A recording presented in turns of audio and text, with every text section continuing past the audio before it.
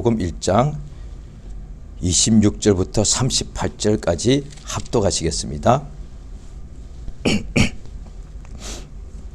예, 시작.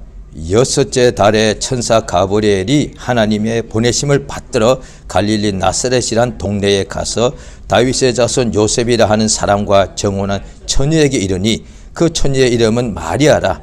그에게 들어가 가로되 은혜를 받은 자여 평안할지어다. 주께서 너와 함께 하시도다 하니 처녀가 그 말을 듣고 놀라 이런 인사가 어찌함인고 생각하며 천사가 일러 가로되 마리아여 무서워 말라. 내가 하나님께 은혜를 얻었느니라. 보라 내가 수태하여 아들을 낳으리니 그 이름을 예수라 하라. 저가 큰 자가 되고 지극히 높으신 이의 아들이라 일컬을 것이요 그 조상 다윗의 위를 저에게 주시리니 영원히 야곱의 집에 왕도로 다실 것이며 그 나라가 무궁하리라. 마리아가 천사에게 말하되 나는 사내를 알지 못하니 어찌 이 일이 있으리이까. 천사가 대답하여 가로되 성령이 내게 임하시고 지극히 높으신 이의 능력이 너를 덮으시리니 이름으로 나실 바 거룩한 자는 하나님의 아들이라 일컬으리라. 보라 내 친족 엘리사벳은 늙어서 아들을 배었느니라. 본래 수태하지 못한다던 이가 이미 6달이 되었나니 대자 하나님의 모든 말씀은 능치 못하심이 없느니라. 마리아 가로되 주의 계집종이오니 말씀대로 내게 이루어지다 하며 천사가 떠나가니라. 아멘. 오늘 말씀 제목을 같이 한번 읽겠습니다. 시작. 은혜를 받은 자. 하나님은 은혜로우십니다. 성경에 그렇게 기록이 되어 있습니다. 하나님은 은혜로우신 분. 이 은혜는 오직 사람에게 하나님이 은혜로우십다 하는 것은 사람에게 그렇다는 것을 알 수가 있습니다.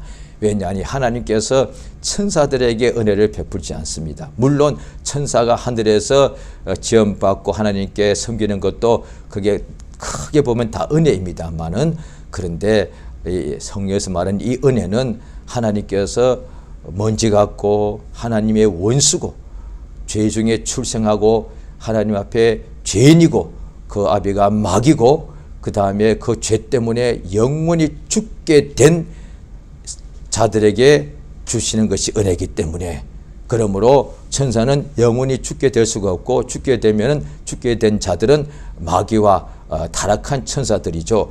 그들에게는 하나님이 은혜를 베풀지 않습니다. 따라서 하나님이 은혜로우시다 할 것은 하나님께서 우리 사람에 대하여 그가 은혜로우시다는 것입니다. 성경에 하나님은 은혜롭시다 이렇게 됐는데 우리가 성경을 한번 보시겠습니다. 시편 116장입니다.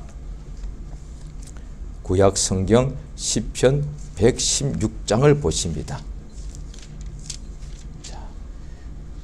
5절 한 절 읽겠습니다.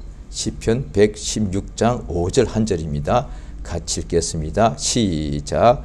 여호와는 은혜로우시며 의로우시며 우리 하나님은 자비하시도다. 예, 하나님은 은혜로우시고 의로우시고 자비하시다는 것이죠. 하나님이 은혜로우시다 할 때는, 그런데 은혜롭다는 것이 무엇인가? 하나님께서는 그럼 하나님에게 은혜롭다는 것은 하나님이 은혜를 많이 받으시는가? 그게 아니다는 것이죠. 자, 같은 내용인데 시편 86장을 보시겠습니다. 시편 86장 15절을 보시겠습니다. 86장 15절 한 절입니다. 자, 시작. 그러나 주여 주는 긍휼히 여기시며 은혜를 베푸시며 노하기를 더디하시며 인자와 진실이 풍성하신 하나님이시오니. 예, 이 86장에 다윗의 기도 이렇게 되어 있지 않습니까? 다윗이 하나님께 여러 가지 악기를 사용하여서, 악기는 이제 사용하니까 곡조가 되겠죠. 노래가 되겠죠. 오늘 아침에 찬송이 되겠죠. 그런데 기도다 분명히 돼. 다윗의 노래가 아니고 기도인데 그 기도를 악기를 사용하여서 부르니까 노래가 되는 거죠. 그런데 사실은 그 내용이 기도예요. 기도니까 하나님께 하는 것이죠. 그러니까 86절부터도 여호와여 하나님이여 하나님이여 하나님께 기도하는 거니까. 그러니까 하나님 기도할 때 하나님은 은혜를 베푸시는 분이 아닙니까? 그러니까 하나님께 기도할 때 하나님이 누군지를 알고 기도를 해야죠. 그런데 많은 경우는 오늘날에도 기도하는 사람이 있지요. 그런데 하나님 불러놓고 이를테면 예수님, 뭐 아버지, 주여 불러놓고 그 다음에 그저 내가 원하는 것을 그냥 이렇게 막 나열하듯이 너무 급하죠. 하나님이 안 주실까봐, 하나님이 못 들으실까봐 그런 건 아니겠지만 너무 성급하게 조급하게 자기 것만 막 구할 것을 한다는 거예요. 그런데 그 하나님께 내가 뭔가 필요해서 구하는데 그 하나님이 누군지를 알고 하면은 하나님이 주시지 않겠습니까? 뭘 조급할 필요가 있는, 하나님은 반드시 알고 계시고 듣고 계시고 응답하시고 구하는 것보다 더 능히 넘치도록 역사하시는 분인 것을 알고 기도한다면은 얼마나 좋겠습니까? 이 하나님 어떻게 성령으로 알게 된 것이죠. 하나님 직접 본 적도 없으니까 다윗이 요한복음 1장에 보면 본래 하나님을 본 사람이 없으니까 하나님이 보내신 천사를 통해서 오늘 본문에도 가브리엘 천사가 딱 나타났죠. 그 천사를 통해서 하나님을 알게 됐다는 거예요. 그 하나님이 누구시냐? 은혜로우신데 정확하게 말하면 은혜를 베풀어 주시는 분이다. 누구에게? 우리에게. 하나님은 우리에게 은혜를 베풀어 주시는 분이에요. 그러니까 은혜란 것은 은사 혹은 선물 이렇게 단어는 용어는 다를지라도 뜻이 같단 말이에요. 은혜란 것은 하나님이 내가 만약 하나님께 받은 것이 은혜가 아니면은 내가 마땅히 받아야 될 것, 하나님이 마치 내게 빚 갚듯이 내게 뭔가 주셔야 될 것이 있단 말이에요. 그렇다면 그것은 은혜라고 하지 않는 거예요. 내가 하나님 앞에 하나님이 내게 주실 것이 한 가지도 없는데 나는 오히려 하나님이 내게 빚진 것도 아니고 내가 뭔가 한 것에 대해서 하나님이 대가로 내게 주시는 것이 아니고 나는 오히려 하나님 앞에 더 죄가 많고 허물이 많고 오히려 벌을 받아야 되는데 하나님께서 벌을 주셔야 되는 분이 은혜를 주신다는 거예요. 이게 은혜인 거예요. 그러니까 인간에게만 해당되는, 인간들이 죄인이잖아요. 그 성경 보면은 하나님 의로우신데 죄인에게는 반드시 그가 심판하시고 형벌하시는 분인 거예요. 그런데 죄인에게 하나님께서 심판하시는 분인데 심판치 아니하고 죄를 사해 준다, 살려준다. 이거는 100% 은혜라고 하는 거예요. 그러니까 하나님께서 은혜를 베푸신다는 것은 뭐냐? 하나님은 은혜로우신데 또 시편에 두 군데 봤지만 나오죠. 긍휼이 많으시고 하나님은 자비하십니다. 그거는 하나님이 은혜로우시다는 것은 내게 하나님께서 은혜를 베풀었다는 뜻이고 내가 그것을 체험했다는 뜻이잖아요. 아는 것이 두 가지인데 지식으로 아는 것이 있고 자기가 체험해서 아는 것이 있지 않습니까? 그런데 하나님이 내게 은혜 베풀었다는 것은 뭐냐니 그 전제가 뭡니까? 내가 죄인이라는 뜻이잖아요. 죄인인 내게 하나님께서 형벌하시지 아니하시고 은혜를 주시더란 거예요. 그래서 그 은혜가 에베소 1장에도 보면은 하나님께서 우리를 예수 안에서 택한 그리스도 안에서, 그리스도라는 것은 구원자니까 예수 안에서 택하신 까닭은 은혜의 영광을 찬미하게 하려 하십니다. 그러니까 그의 사랑하시는 자 안에서 거저 주시는 바 그 은혜의 영광을 찬미하게 하십니다. 하나님께서는 우리에게 거저 주시는데 그것을 은혜라 말한단 말이죠. 하나님께서 그래서 은혜를 주시는데 그 은혜가 은혜 주시는 은혜로우신 하나님께서 그것이 지식으로만 알 수가 있는데 그것이 실제로 그 지식으로 끝나면 소용이 없죠. 아무런 구원의 역사가 없으니까. 그런데 은혜를 베풀어 주시는 하나님께서 실제로 그 말씀하신 대로 약속대로 우리 죄인 인생들에게 은혜를 주시더란 거예요. 어떻게 주십니까? 하늘에서 그냥 은혜라고 이렇게 뭐 어떤 크게 글자를 써가지고 그걸 갖다가 집어 던져주는 것이 아니라 그의 독생자를 육체를 입고서 세상에 보내시더란 거예요. 그래서 하나님 아들이 세상에 육신을 가지고 오신 것 자체가 하나님이 은혜로우시다는 것을 확실히 증거하는 거예요.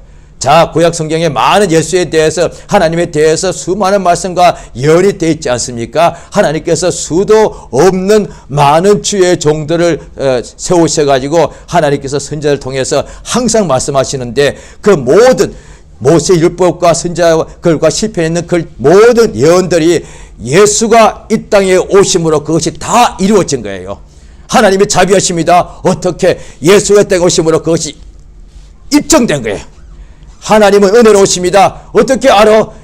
그것을 그냥 머리로 아는 것은 의미가 없어. 그게 하나의, 그렇게 되면 그 종교에 불과하니까, 관념에 불과하니까. 아니, 관념 아닙니다. 우리 하나님이 자비하다는 것은, 은혜롭다는 것은 관념 아닙니다. 실제입니다. 무엇이 실상이야? 그가 그의 독생자 예수를 땅에 보내셨다는 거예요.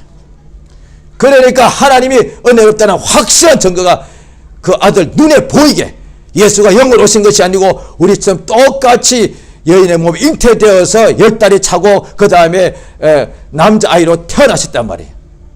아들이 낳으리니 이름을 예수로 하라. 이는 저희 죄를, 저희 백성을 자기 죄에서 구원하는 분이시라. 그러니까 예수를 보면은 하나님이 우리 인간에 대하여 은혜를 베푸시는 분이란 것이 예수를 보면 확실히 증명이 됐다 이 말이에요. 그래서 예수께서 이 땅에 오신 것이 영이신 하나님 본 적이 없지만은 그가 하신 말씀을 듣고서 믿고 의지했는데, 수천 년 동안에 예수님 오시기 전까지 그들 중에 믿는 사람 중에서도 또 의심하는 사람도 있었고, 유대인 중에도 하나님 믿지 않는 사람도 있었죠. 그런데 어떤 사람들은 끝까지 믿고 의지했다는 말이에요. 그런데 그들의 수천 년 동안에 자자손손까지 부모의 조상으로부터 하나님 믿으라고 계속 했단 말이죠. 그런데 그 긴 세월 동안에 하나님을 본 적도 없으면서 때때로는 남의 나라에 뺏겨 가기도 하고 남의 나라에 포로로 잡혀갔다는 거예요. 그럼에도 불구하고 수천 년 동안에 유대인들은 하나님의 말씀을 자꾸 믿었다는 거예요. 그런데 그 믿음들이 헛되지 않아서 마침내 자기 눈으로 하나님의 아들 예수를 본 거예요. 이것을 또 복음서에 보면 나오는데, 그 말은 뭐냐? 같은 유대인일지라도 대부분의 율법사, 서기관, 제사장들은 주의 말씀대로 산다고 했지만 안 믿었던 것을 아시죠? 왜? 믿으면 주가 왔는데, 믿었다면 다 예수를 이렇게 믿게 됐는데, 예수 믿는 것이 어려웠다면 율법사가 믿지 않은 것이 이해가 되는데, 창녀도 믿었다 이 말이야. 세리도 믿었다 이 말이야. 그러면 그들보다 월등히 알고 성경을 가르치는 이들이 믿었을 텐데 정작 그들이 믿지 않은 거예요. 그럼 예수를 믿지 않으면 이상하게 여기더라. 그 말은 율법사, 서기관, 바리새인들은 왜 그렇게 예수님 3년 반 동안에 공생하시면서 엄청난 이적을 보여주는데도 안 믿었냐? 워낙 그들은 안 믿는 자였단 말이에요. 약속의 말씀부터 안 믿은 거예요. 그 약속 따라 예수가 왔는데도 안 믿은 거예요. 그러니까 예수님을 메시아라고 인정하지 않고 그냥 나사렛 사람이라고 본 거예요. 그러나 겉으로 볼 때는, 외모로 볼 때는 그 다음에 세리와 죄인들이 아주 형편없는 사람들이었죠. 그런데 그들은 믿은 거예요. 왜? 그들에게 필요한 것은 구원자니까. 그래 마침내 그들이 예수를 믿었기 때문에 예수님 자기들 눈앞에 나타났을 때 믿은 거예요. 왜? 약속을 믿었으니까, 약속대로 구주가 온다고 했으니까, 약속을 믿었으니까, 약속대로 메시아가 오니까 메시아를 당연히 믿을 수밖에, 약속을 믿었으니까 약속이 이루어진 것을 보고 믿은 거예요. 약속을 믿지 않았으니까 그것이 이루어져도 안 믿는 거예요. 오늘날 똑같습니다. 약속을 믿지 않는 사람, 예수가 공중에 와도 성경에 보면, 요한 계시록 보면 안 믿는다고 돼. 그렇게 그들이 환난을 당해도 안 믿고 더 마음이 악해진다고 됐단 말이에요.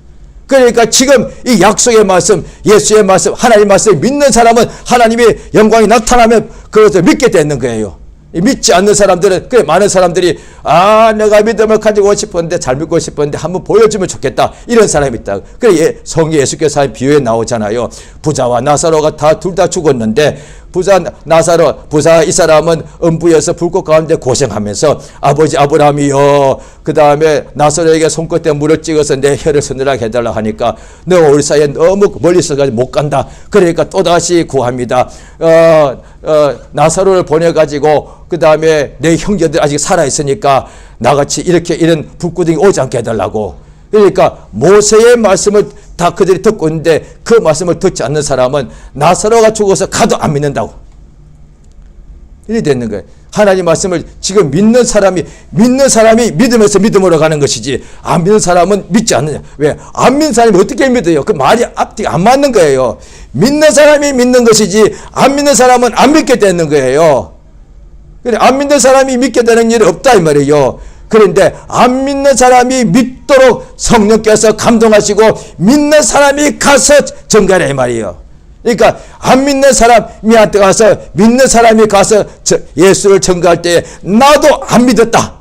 그런데 이렇게 돼서 결국 내가 내가 안 믿는 생각을 버리고 내 생각을 포기하고 내가 이 말씀을 내가 받아들이니 내가 비로소 믿음이 생기니까 알겠더라. 이렇게 가서 예수를 전가해야 되는 거예요. 그래서 믿는 자가 가서 전할 때에 안 믿는 사람이 그 말씀을 듣고 생각을 바꾸어서 믿는 역사가 이루어진다는 말이죠.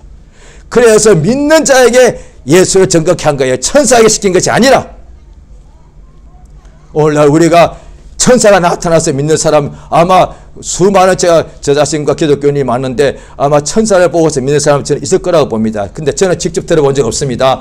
그런데 저를 포함해서 제 주변에 지금까지 한 40년 동안에 믿는 사람들을 제가 볼 때에 전부 다가 제가 만난 주변에 믿는 사람들은 천사 보고 믿는 사람은 한 명도 못 보았고 믿는 사람 보고 믿은 사람들이에요. 얼마나 쉬워. 천사 보여달라고 할 필요가 없단 말이에요. 믿는 사람만 만나면 되는 거예요. 그런데 믿는 사람은 다행히 한국에 얼마나 많냐 말이에요. 그를 통해서 예수 믿게 된단 말이에요. 얼마나 감사합니까. 할렐루야. 하나님께서 이 예수를 보내셨는데, 자, 오늘 본문을 보십니다. 누가복음 1장을 보시겠습니다. 누가복음 1장에 보시게 되면은 우리가 바로 누가복음 바로 앞에 1장을 본문 바로 26절 앞에는 침례 요한이 태어날 때의 배경을 성경 신구약 통틀어서 이렇게 많은 분량 중에 누가복음 1장에만 침례 요한이 태어날 때 어떻게 태어났고 예수님이 태어날 때 자세하게 여기밖에 없습니다. 그런데 침례 요한의 부모님은 다 아버지 어머니가 다 의인이라고 되어 있습니다. 그 다음에 아버지는 현재 제사장이요. 지금 현재 나라는 유대 나라가 없어져 버렸습니다. 로마에 속국이 되었으니까. 그런데 로마에 이제 속국되었으니까 분봉왕 헤롯이 있었고 유대의 왕은 다윗의 자손들은 다 더 이상 왕이 아니에요. 그런데 여전히 왕은 가이사가 황제인데도 이스라엘에 제사장이 있었던 거예요. 이스라엘에 여전히 제사장이 있어가지고 성전에 가서 제사를 했단 말이에요. 현재 가장 충만한 사람들 중에 그 가정에서 태어난 사람이 침례 요한이에요. 그런데 마리아는 성경 보내, 그러니까 그 당연히 잘 궁금하죠. 그러니까 이 의원 누가가 유일하게 이방인으로 성경 기록한 사람인데 아마 얼마나 궁금했겠습니까? 어떻게 예수님이 이 땅에 오셨는데 진짜 육신이 태어난지 확인해보고 그것도 확인해봐야죠. 정말로 모친이 있더라. 마리아다. 그러면 예수님이 땅에 오신 그 인류 역사를 통틀어서 예수를 잉태한 사람은 딱 한 명밖에 없는데 마리아인데 마리아가 어떤 사람인데 하나님께서 그 사람을 분명히 택한 것이거든요. 왜? 오늘 본문에 보면 갑자기 천사가 나타난 거니까. 마리아한테 그냥 갑자기 천사가 나타나서 하나님께서 가브리엘에게 너 갈릴리 나사렛에 있는 마리아한테 가라. 가서 이렇게 아들을 잉태할 것이라고 말해주라. 해서 이렇게 왔다 이 말이요. 그래서 이 가브리엘이 와서 제일 먼저 뭐라고 말합니까? 그러니까 사가리아가 현재 지금 제일 뽑아서 성전에 들어가서 현재 하나님께 봉헌하고 있는 중이에요. 가장 충만한 상태예요. 그때 천사가 나타나서 사가랴야 두려워 말라 너의 간구가 들렸다. 내 아내 엘리사벳이 아들을 낳아줄 것이다. 이름을 요한이라 이렇게 했단 말이에요. 그런데 그 충만한 제사장인 사가랴는 믿지 않은 바람에 벙어리가 됐단 말이에요. 그런데 그보다 상황이 더 나쁘면 더 나쁜 거예요. 왜? 아직 남편과 동침하지 않은 마리아니까. 아내인데도 처녀라고 됐단 말이에요. 그러니까 여기 보면은 아내면서도 처녀니까 이게 그게 참 하나의 역사단 말이에요. 아내인데도 처녀인 거예요. 그런데 거기에 들어가서 자 뭐라고 합니까? 오늘 본문을 한번 읽어보십니다. 누가복음 1장 28절에 천사가 가브리엘이 나타나가지고 갈릴리 나사렛에 가가지고 다윗의 자손 요셉이라는 사람과 정원한 처녀 마리아에게 나타나서 말합니다. 28절 같이 읽겠습니다. 시작. 그에게 들어가 가로되 은혜를 받은 자여 평안할지어다. 주께서 너와 함께 하시도다. 그냥 가브리엘이 딱 처음에 나타나서 한 첫마디가 은혜를 받은 자라. 그러니까 마리아는 은혜 받은 자란 거예요. 그러니까 이렇게 말해요. 이를테면 너는 사가랴 너는 제사장 아니냐?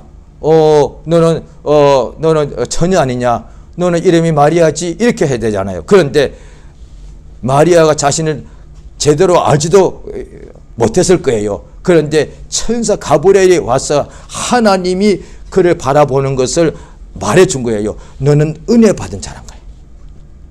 한 번만 했다면 이럴 수 있습니다. 성경은 항상 좋은 말씀만 나오는 거니까 그냥 한번 그냥 좋게 이야기한 거겠지. 자, 보십시오. 누가복음 1장을 보십니다. 28절 방금 읽지 않았습니까? 29절 제가 읽겠습니다. 천사가 그 말을 듣고 놀라, 처녀가 그 말을 듣고 놀라 이런 인사가 어찌함인고 생각하며, 자, 다 같이 읽습니다. 30절에 시작. 천사가 일러 가로되 마리아여 무수어 말라. 내가 하나님께 은혜를 입었느니라. 내가 하나님께 은혜를 받았다. 앞에는 보면은 그야 은혜를 받은 자야 하니까 그냥 천사의 말일 수 있단 말이에요. 그런데 천사가 다시 말하는 거예요. 아니, 처녀가 놀라가지고 이런 인사가 도대체 무슨 말이냐. 그 인사예요. 그냥 인사 치레일 수 있단 말이에요. 그러니까 인사가 아니라 다시 말하는 거예요. 마리아야, 너는 하나님께 은혜를 얻은 사람이다. 그게 무슨 뜻인데요? 은혜 얻으면 좋겠네요. 그러면 내가 앞으로 지금 아시다, 내가 갈릴리 나사렛, 이 유대인들은 다 유대 땅에 살거든요. 지금도 그렇습니다. 그런데 성경에 나오잖아요. 갈릴리는 이방인이에요. 이방 지역이에요. 사마리아가 그 사이에 있고 이방, 그래서 이방의 갈릴리가 큰 빛을 보았다. 이 신기하잖아요.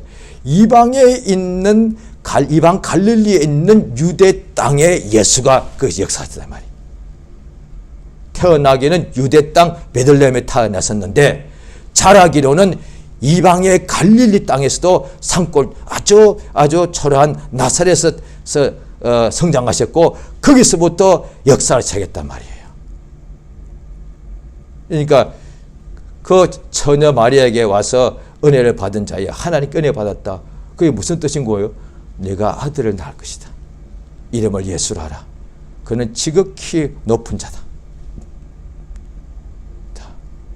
그러니까 마리아가 은혜를 받은 자예요. 하나님께. 그러니까 사가랴처럼 제사장도 아니에요. 그냥 단지 그냥 요셉은 다윗의 그냥 후손일 뿐이에요. 그런데 다윗이 그 후손들이 왕이잖아요. 그런데 유대에서 이미 유대인의 왕이 사라진 데가 벌써 몇백 년 전이야. 최소한 300년, 400년 전이야. 그 사이에 유대 땅에는 왕이 없어서, 왜? 다른 나라가 다 아시리아, 그 다음에 그 다음에 애굽에다가, 그 다음에 헷 사람, 그 다음에 바벨론 곳곳에 와가지고 수백 년 동안 돌아가면서 강대국이 와서 이스라엘 다 지배했거든요. 그러니까 이미 400년 전 왕의 지금 후손이 무슨 의미가 있어? 그 왕의 후손이면 그 왕이 있어야지 그냥 나사렛에서 그냥 목수한단 말이야. 그게 무슨 의미가 있어? 그러니까 참으로 비록 혈통은 다윗의 후손이지만 왕의 후손이지만 현재는 보잘것없는 사람들이요. 이방의 갈릴리 땅, 이미 다른 나라의 속국인 유대에서 그래도 유대 땅에 있어야 되는 거예요. 유대 예루살렘 중심으로. 그런데 다른 나라의 속국인데 이방의 갈릴리 지역의 나사렛에서 사는 유대인, 아무것도 혈통만 유대인일 뿐이지 참으로 보잘것없단 말이에요. 그걸 알 수 있는 거예요. 자, 그래서 그 밑에 보면 알 수가 있습니다. 우리가 추정하는 것이 아니라, 자, 누가복음 1장 46절 보십니다. 46절부터 48절까지 읽겠습니다. 시작. 마리아가 가로되 내 영혼이 주를 찬양하며 내 마음이 하나님 내 구주를 기뻐하였으면 그 계집종의 비천함을 돌아보셨습니다. 보라, 이제 후로는 만세의 날을 복이 있다 일컬이로다. 마리아 가로되 내 영혼이 주를 찬양하고 내 마음이 하나님 내 구주를 기뻐한 이유가 뭐냐? 그 계집종의 비천함을 돌아보셨습니다. 그 위에도 나옵니다. 이렇게 천사가 계속 말하니까 38절 오늘 본문의 마지막 절이죠. 마리아가 가로되 주의 계집종이오니 말씀대로 내게 이루어지사이다. 그게 뭐예요? 그러니까 주의 종의 천하다. 자기를 나는 왕의 후손인데 말이야. 내 남편 다윗의 후손 아니여. 이게 아니여. 심지어 사가랴는 하나님께 제사하는 성전 안에서 천사를 보았는데도 그가 하는 말을 믿지 않은 거예요. 왜? 자기 몸과 자기 아내 몸이 늙었는데 아들 낳아준다니까 아이고 안 믿어서 그 증거로 너가 벙어리 된다. 그런데 이 마리아도 똑같은 그보다 더 심한 상황이요. 사가랴 지금 내가 제사장 아니요. 내가 지금 제사 유일하게 지금 성전에 들어와 있잖아요. 이 정도 되면 하나님이 역사할만 하잖아요. 그런데 마리아는 아무것도 아니에요. 마리아는 여기 보면은 제사하고 있었다 아니요. 그래 제사장이었다 아니요.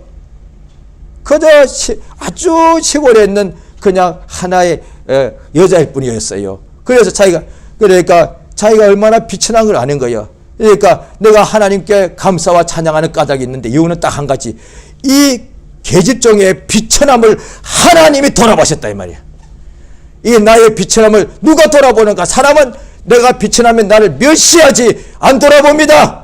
그래서 심지어 자기가 비천하면 자기 자식들에게는 그것에 맨날 소원이여 너희들 높아져야 된다. 성공해야 된다.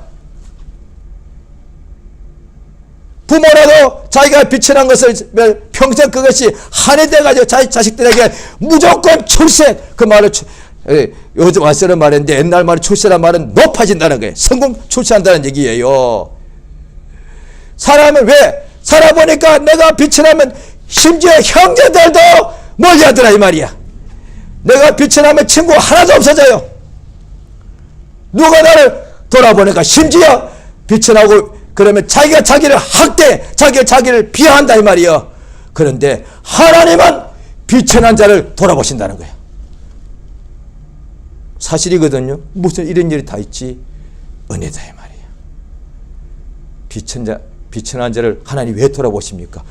그 은혜지. 그런데 만약에 비천하지 않다 칩시다. 이렇게 생각하는 거예요. 저도 처음 믿었을 때 그런 생각 굉장히 많이 했습니다. 제가 전도할 때도 주님 저 사람 믿으면 주님이 쓰신다고. 왜? 훌륭한 사람이고 똑똑한 사람이고 능력 많은 사람이니까. 저도 그렇게 전도한 적 굉장히 많았습니다. 또 교회에서 그런 말 많이 들었고요. 성령 충만한 시절인데도 주님 저 사람은 크게 쓰실 겁니까? 이유가 뭔데? 실제로 세상에서 능력이 많은 사람이니까 틀렸다 이 말이에요. 하나님 그 사람 안 쓰세요. 왜? 항상 자기 육체를 자랑할 테니까. 자기가 했다고 할 것이니까. 그러니까 우리가 생각할 때 오늘날 은혜 시대라고 말하면서 주여 나를 써주시고 저 사람을 써주십시오. 왜? 내가 이만큼 뛰어나고 잘나고 똑똑하니까. 그럼 이건 은혜가 아니다 이 말이야. 왜? 내가 잘났으니까 하나님이 쓰셔야 되는 거예요. 이유가 있던 거예요. 내가 능력 많으니까 나를 쓰셔야 되는 거예요. 그러면 이건 은혜가 아니다 이 말이야. 능력이 없는데 쓸모가 없는데 쓰셔야 그게 은혜다 이 말이야. 그렇죠? 그게 은혜인 거예요. 그러니까 하나님께서 가브리엘을 보내셔가지고 말한 것이 뭐냐? 마리아에게 너희들 마리아지? 내가 알아. 너희 조상들이 왕과 혈통이라는 거 아니에요.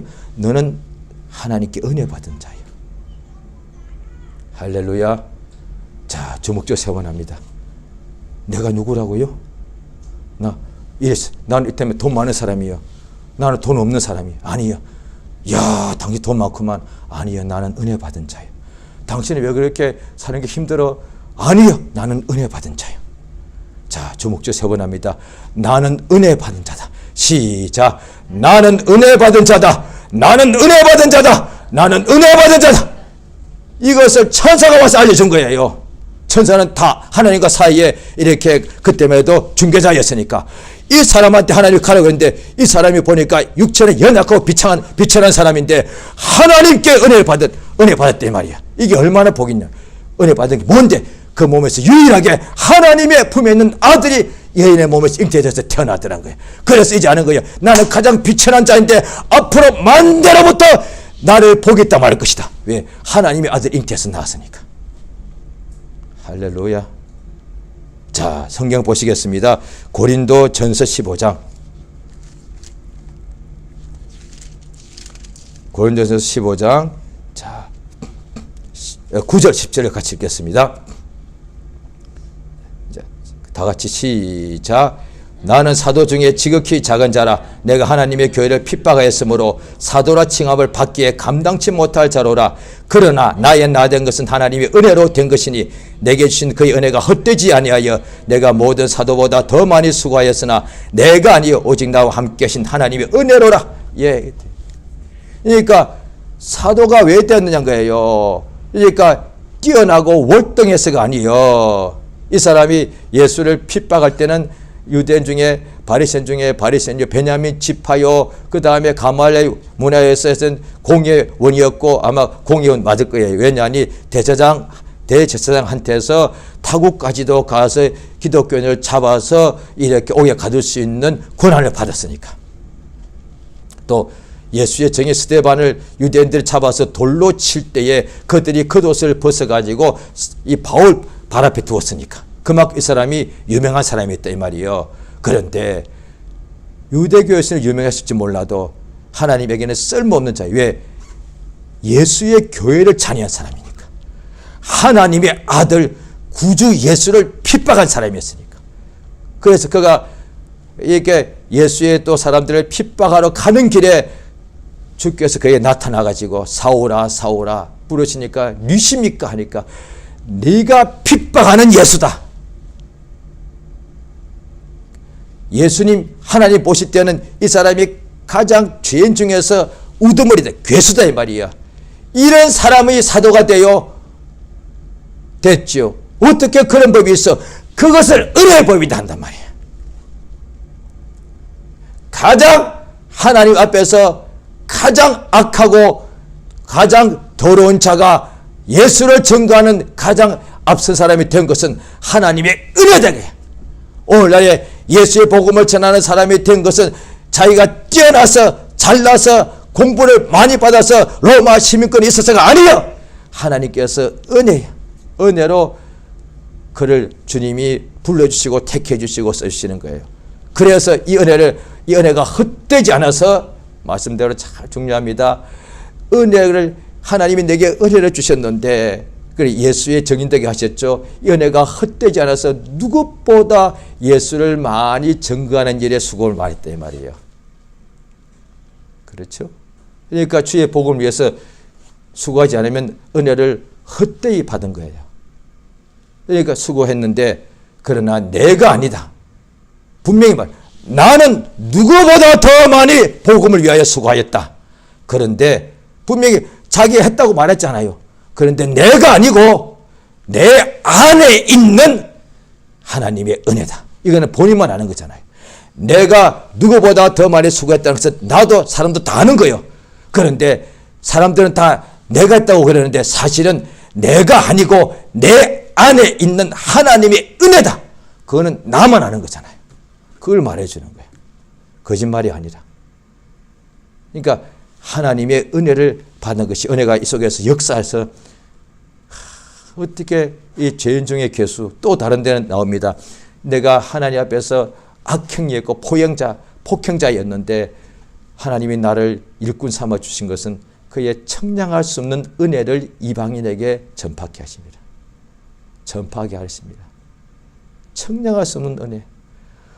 왜? 나는 하나님께 원수였기 때문에 어떻게 내게 이런 것을, 이건 100% 선물이다 말 은혜. 에베소 2장에도 보면 너희가 은혜를 받은 것이 그냥 구원받은 것이 선물이다. 하나님께서 은혜를 주신 거예요. 자, 로마서 5장을 보십니다. 로마서 5장.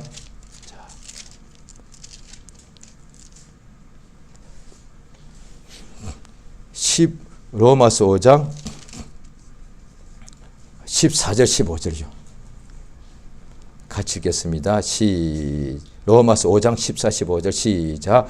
그러나 아담으로부터 모세까지 아담의 범죄와 같은 죄를 짓지 아니한 자들 위에도 사망이 왕노릇하였나니 아담을 오실 자의 표상이라. 그러나 이 은사는 그 범죄와 같지 아니하니 곧 한 사람의 범죄함을 인하여 많은 사람이 죽었은즉 더욱 하나님의 은혜와 또는 그 한 사람 예수 그리스도의 은혜로 말미암는 선물이 많은 사람에게 넘쳤으리라. 예, 잘 들어보십시오. 아담이 범죄함으로 모든 인류는 아담의 후손이니까, 아담의 범죄할 그때도 아담 속에 있었으니까, 거기서 다 나왔으니까, 그러므로 아담이 범죄하여 죽게 되었으니 모든 후손도 거기서부터 죄인인 아담의 후손이니까 죄 중에 잉태하고 다 원죄가 맞단 말이에요. 그런데 저 믿기 전에 이 말 들을 때 도무지 반발이 생겼고, 믿고 난 후에도 상당히 오랜 시간 동안 제가 머리로는 성경이 그렇다니까 배워서 입으로는 아멘했지만 속에서는 항상 의심이 나고 반발이 나온 것은, 왜 아담이 범죄했는데 나는 엄마 뱃속에서부터 태어나기도 전부터 나는 죄인이냐? 이거 말이 안 되지 않느냐? 이랬다 이 말이에요. 오늘 그 후에 제가 회개는 많이 했죠. 그건 내가 범한 것은 내가 다 알고 있으니까. 그런데 내가 범하지 아니한 지금부터 수천 년 전에 아담이 범죄한 것까지도 내가 그 죄짐을 외쳐야 된다. 이거는 말이 안 돼. 하나님 뭔가 잘못된 것 같다. 이런 생각이 항상 있었어요. 그와 같이 자, 아담이 범죄했는데 나는 자동적으로 나도 죄인이 된 거예요. 이거 억울하단 말이에요. 나는 한 것도 없는데. 그런데 똑같이 마지막 아담 예수가 죽는 순간에 잘 들어보십시오.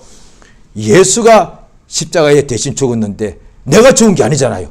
나는 내 죄에 대해서 내가 어떤 것도 내가 갚은 것이 없어. 그런데 하나님의 아들이 육체로서 십자가에서 피 흘려 죽으심으로 나는 아무것도 한 것 없이, 값 없이 그냥 확 이렇게 와닿게 말하자면 공짜로 영생을 얻었단 말이야. 아담 때문에 범죄할 때 나도 아무것도 한 것 없이 자동적으로 내가 죄인이 될 것과 똑같이, 반대로 똑같은 건데 어둠의 면과 밝은 면을 보는 거예요. 똑같이 예수님께서 하나님께 순종하여 죽으심으로 나는 아무것도 없이 그저 예수가 하신 것을 믿기만 하면은 하나님의 자녀가 되는 거예요. 이것이 값 없이 받는 은혜단 말이에요. 그래서 성경에 나와 하나님의 자녀가 되는 것은 은혜에 속하기 위해서 이리 하나님께서 알고서 이렇게 만드셨다고요. 그러니까 우리가 만약에 훌륭하게 잘 살았다면 내가 하나님의 자녀 될 만하지. 나 같은 사람이면 세상에 핍박도 많은데 나는 하나님의 자녀가 됐잖여. 이게 아니에요. 우리는 하나님과 원수였는데 오직 아무런 공도 없이 전적으로 예수가 하신 것을 인하여서 나는 값 없이 그저 자녀가 되었단 말이에요. 이게 전적인 은혜단 말이에요. 이것을 말한다. 하나님의 자녀가 되는 것은 100%, 한 명이건 천 명이건 만 명이건 억 명이건 전부 다 은혜로 됐단 말이에요. 그래서 은혜의 복음이라고 해요. 그 다음에 또한 성령 받는 것도 선물이야. 그래서 다 은혜단 말이에요. 은혜의 성령. 이 은혜의 복음을 사람에게 전하세요 말이에요. 할렐루야. 그러니까 자, 마지막으로 한 군데만 더 성경을 보시겠습니다. 고린도전서 2장.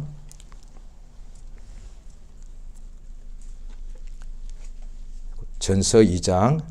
자, 11절 12절 같이 읽겠습니다. 시작.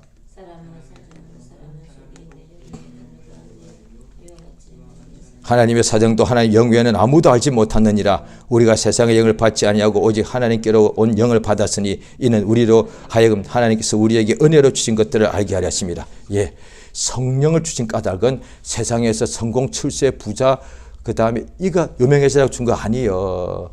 세상에서 우리가 한 사람이 어째 솔로몬 같이, 역사상 그런 사람이 몇 명 없었죠. 역사 통틀어서 최고의 부귀, 지혜, 쾌락, 그 다음에 장수, 모든 걸 가진 것 있다 할지라도 하나님이 주신 은혜에 비하면 아무것도 아니잖아요. 그래서 그 솔로몬이 성령에 감동되어서 다 지혜, 부면 부, 쾌락이면 쾌락, 모든 것을 다 했대. 재물이면 재물. 그러고 난 뒤에 헛되다. 모든 것이 헛되다. 하나님의 은혜가 제일이다. 성령을 우리에게 부어주신 까닭은 하나님이 우리에게 은혜로 주신 것들이 무엇인지 알게 하기 위해서라는 거예요. 지식으로 아는 것은 자기 것이 아닌데 성령으로 하나님께서 우리에게 주신 은혜를 알면 이것이 체험이 되어서 내 것이 되는 거예요. 그래서 나는 은혜 받았다라고 자기 입으로 신하야만 신하게 되는 것은 이것을 체험했기 때문이다 이 말이야. 그냥 지식으로 자 은혜 받았다고 하시기 바랍니다 하면 그때는 따라하지만은 그냥 일생 가지고 한 번도 자기가 인정하지 않습니다. 왜? 입으로 신하는 것을 인정하는 것인데 자기가 체험이 안 됐으니까. 그래서 믿는다면서도 성령 받고도 여전히 돈이 많으면 나는 부자다. 성경 나오잖아요. 나는 부자다. 이렇게 말한다는 거예요. 또 돈 없는 사람은 나는 가난하다. 이렇게 말하는 거예요. 왜? 그게 인생이니까. 그 다음에 잘 되는 사람은 나는 형통하다. 성공했다. 이렇게 말하고 또 아픈 사람은 나는 병자다. 이렇게 말하는 거예요. 믿는 사람들마저도. 그런데 은혜를 체험한 사람은 성령으로 인도받는 사람은 내가 몸에 병이 있더라도 오히려 사람들 의사들까지도 당신은 병자다 할 때 나도 알아. 그런데 나는 하나님의 은혜 받은 사람이요. 또 어떤 사람들이 심지어 나의 이웃까지도 절친 가장 가까운 사람까지도 당신은 망했다, 끝났다, 병들었다, 실패했다 이렇게 말할 때 맞아. 그러나 나는 하나님의 은혜 받은 사람이요 라고 말하는 거예요. 이렇게 말하는 사람도 은혜 받은 거예요. 할렐루야. 진짜 은혜 받은. 그래서 오늘 본문의 처음에 뭐라고 나옵니까? 은혜 받은 자여 평안할지어다. 이 세상은 어둠밖에 없는 곳이요. 은혜 받은 것을 알아야만 평강이 있는 거예요. 은혜와 평강이 있을지어다. 할렐루야. 이제 기도하십니다. 기도하실 때 예수 이름을 크게 한번 부르고 나의 은혜 성령을 주셨사오니 내 마음을 항상 감동하사 내가 성령을 무시하지 말게 하시고 그의 하나님께서 내게 주신 은혜를 기억하고 내가 변망대하지 않게 해달라고. 그래 은혜 속에서 더욱 은혜로 나아가서 은혜 충만히 받아서 더욱더 강해지게 하시고 은혜 위 은혜가 넘치게 역사하사 내 평생에 나는 은혜 받지 않은 것을 날마다 신화해서 하나님께서 더 많은 은혜와 복 주심으로 형통케 하시는 역사로 나타내 달라고 예수의 한번 하시고 우리 은혜가 충만케 위하여 합심으로 통성으로 기도하십니다. 예수여 우리 하나님 아버지 감사드리옵나이다. 참으로 내게 은혜 주심을 감사드리옵나이다. 우리 주 예수의 땅에 오셔서 모든 사람에게 하나님께서 베푸시는 은혜를 주셨는데 은혜를 아버지 그것을 받아들이지 아니하면 자기 여전히 어둠 가운데 있고 죄짐에 눌려 살고 저주 속에 살 수밖에 없사오나 하나님의 은혜의 성령으로 감동해 주셔서 은혜의 복음을 전하는 증인들 그 말을 마침내 받아들이게 되어서 예수를 구주로 영접하게 되면은 하나님의 은혜를 받는 사람이 되게 하심을 감사드리옵나이다. 아버지 감사드리옵나이다. 내가 이 땅에 사는 날 동안에 그렇게 하나님에 대해서 내가 방해하고 내가 아버지와 도전하는 사람이었는데 은혜를 받게 하심을 감사드리옵나이다. 은혜를 받게 하심을 감사합니다. 성령으로 더욱더 힘있게 감동해 주셔서 이 땅에 사는 날 동안에 주의 은혜를 온전히 깨닫게 인도하시기 원하옵나이다.